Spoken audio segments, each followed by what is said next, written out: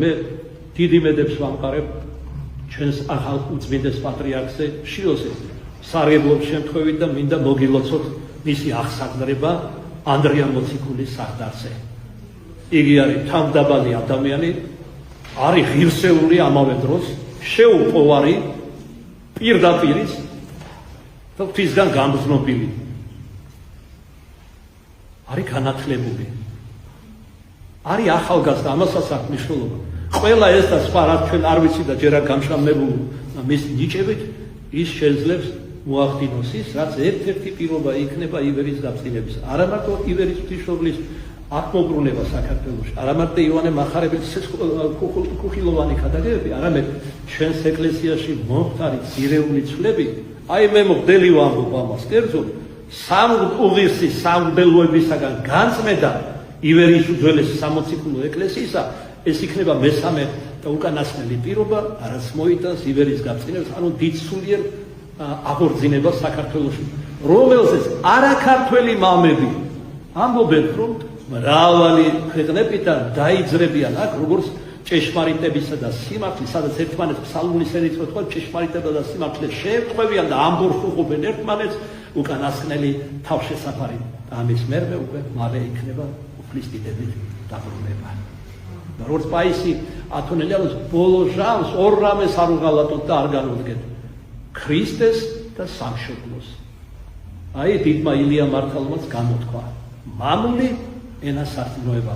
ხოლო ახალმა ელიამ ახლახანს გარდაცვალ პატრიარქმა პერიფრაზირება მოახდინა თავისი სეხნაწმინდანის, რომელიც მისი ინიციატივით შეირაცხა ეკლესიაში წმინდანად და ასეთი პერიფრაზირებით ასეთი სიტყვებით მოუმართა, სამი სიტყვით მოუმართა მთელს ეს. მერხი სამშობლო ადამიანი. რა ხდებოდა იოანე მახარებლის და ხდება, როგორც ვიცით, ხებდა იოანე მახარებლის საფლავზე, სადაც მისი სხეული ვერ ნახეს. ყოველ ამ დღეს და მხოლოდ ამ დღეს სურნელოვანი პაწაწა ნამცეცები ჩდება მირონის სურნელების.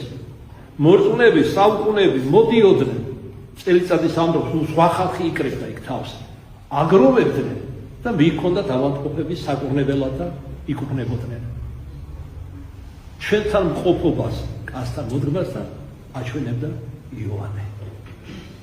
მე ღრმად წამს, რომ ეს სურნელოვანი მირონი იოანეს სახელდებისა მალე საქართველოშიც გამოავლენს თავის თავს. და დასასრულ მინდა ვთხოვო თქვენთან ერთად მინდა დიდ ღვთისმეტყველს, მახარებელს, მოციქულს, კერძს მიყვდნობით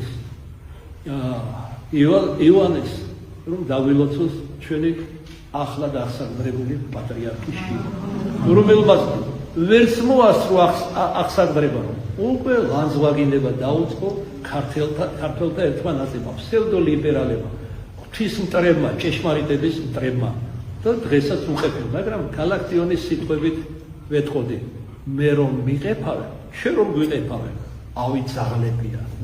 ხოლო ძაღლს იოანე ოქროპირმა განმარტავს რა მაცხოვრის სიტყვას, რომ ძალთა და ღორთა მარგალიტი არ დაუყარო, ასე განმარტავს დიდი მსოფლიო მამა და დიდი კომენტატორი ბიბლისა იოანე ოქროპირი.